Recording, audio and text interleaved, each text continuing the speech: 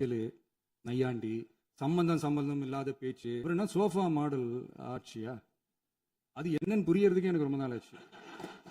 இந்த sofa set, table chair, teapoy, furniture பிசினஸ்லாம் வேற எங்கேயா வெளியில போய் பண்ண சொல்லுங்க. அப்படி அந்த பிசினஸ் தான் பண்ணணும்னா நிறைய பிசினஸ் பண்ற மாதிரி வெளியில போய் பண்ண சொல்லுங்க. எங்க சட்டசபைக்குள்ள வேணாம். எனக்கு ஒரு குட்டி கதை ஒன்று ஞாபகம் வருது, சொல்லாமா? ஒரு ஊர்ல ஒரு பெரியவர் வெயில் ரொம்ப ஜாஸ்தியா இருக்குன்னு சொல்லிட்டு கண்ணுக்கு மேல கை வச்சுக்கிட்டு இப்படி சுத்தி முத்தி தேடிக்கிட்டு இருந்தாராம். அப்ப கூட இருந்த ஒரு சின்ன பையன் என்ன தேடுறீங்க அப்படின்னு கேட்டானா. அதுக்கு அந்த பெரியவர் சொன்னாரா, அது ஒண்ணு இல்ல தம்பி, உங்க அப்பா இங்கதான் இருப்பாருன்னு சொன்னாங்க, அதான் தேடிக்கிட்டு இருக்கேன். எங்க உங்க அப்பாவையா காணோம்? இல்ல எங்களுக்கும் நக்கலா நையாண்டியா சம்பந்தம் இல்லாத குட்டி கதை இதெல்லாம் எங்களுக்கும் பேச தெரியும்.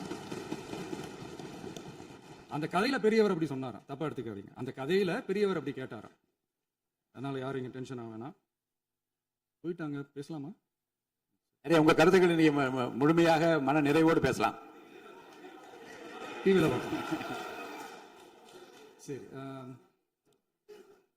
அதான் 5 நிமிஷம் பேசுனதுக்கே கொலத்தூரி இந்த ஆட்டம் ஆயிடுச்சு. பேசுனா அப்புறம் என்ன பண்றது?